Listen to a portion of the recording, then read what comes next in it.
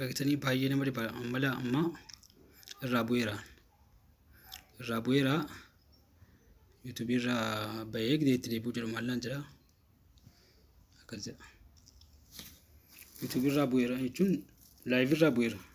Laayivii irraa naan bu'u laayivii irraa bu'ee kiroomiitti hin galu. Isin kiroomiitti galu kan daganaa galchuu na gaafataa jechuudha galaan. Silaa akkasiin gaafata ture. Kana gaafatee kana fidaa. Kana fidee ka'e jechuudha. Amma kana fidee miti aggaaru kan jiru kan daganaa gochuu barbaachisa jechuudha. Inni kana fidee waa tokko namuun barbaachisu jechuudha. Fee kana fidaa footoon koo asirratti iddoo kanatti dhufee mul'ataa jiru jechuudha. Asirratti dhufee ba'aa jiru jalee kana jira jechuudha. Waan akka nama reefu ol ba'aa jirutti jechuudha. Kanatu kiroomii barate. Silaa iddoo namni ol ba'uutti iddoo kana taa'amti silaa asirratti argamuu qabaanii. Kanaaf maal goone fiinnee tara nagala amma asirraa fiinnee keessaa baanee kiroomii keessa gallachuudha asirraa baanee. Kiroomii keessa fiinnee gallachuudha deemnee. Amma gaasuma isii mukanaan baanaa. Kiroomii keessa gallee kan daganaa amma anfine jechuudha gala. Kiroomii kanatti gallachuudha. Kiroomii kan xiqqoonii baay'ee cimaa kan daganaa maal gochuu qabna? Imeeliitti goonee kaanee imeelii keenyaaf immoo eenyuun dhufa jechuudha. Ammas imeeliitti guutuu barbaada jechuudha. Akka mana maree banatee galuutti. Ammas imeeliin duubaan dhufa jechuudha. Giddeen duubaan dhufe ammas eegnee itti galchuu guuttan jechuudha. Imeeliin naafte kanatti iddoo kana galfamti. Akkuma haaraa galchuudha gala. Malee ni jalaa citee danda'e iyyuu barbaachisu. Dhufteetti amma daqiiqaa asuma tilaatti dhaqee deebi'a gala. Ammasitti garuu viidiyoon keenya deessuun hin gurraacha'uu danda'a. Kooppii gisee asii kooppii kun immoo diliit goonee balleessuu qabna maaliif booddee ammas yoo nu dhufe iddoo ammaa wal makatee nu rakkisuu danda'a.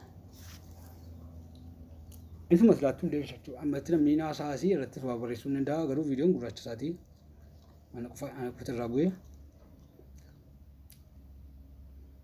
yeroo baay'ee kana galaan kan laayivii keessatti ana mudatu jechuudha. Karaa kanaan hin galaan kan biraa hojjate barbaachisummaan gidee kana maaltu dhufa mallattoo sii kana dhufte jechuudha. Laayivittiin kun siin deemtutti kun jiraannaan bakka eessattu iddoo kana tuqetan itti gala jechuudha. Mi'a bakka dagoetan galamma yoreen bakka jira jechuudha. Inter stuudiyoo kana dhuguudha bakka inter maaltu qaba. Inter stuudiyoo itti kan tuqeen itti deebi'a jechuudha. Itti deebi'a ture galaan eegasii.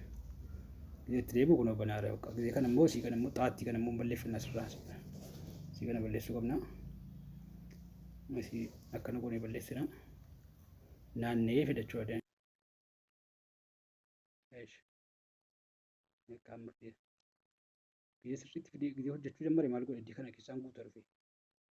Asirraa yiilaa mallattoon neetworkiin baay'ee jiraachuu isaa maaliin beekama iddoo kanatu guutti. Isii kanatu guutti dha.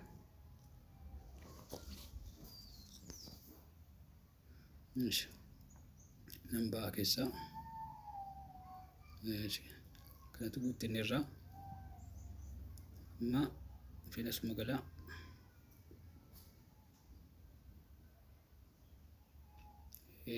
Jira kun akkuma sanatti jira jechuudha.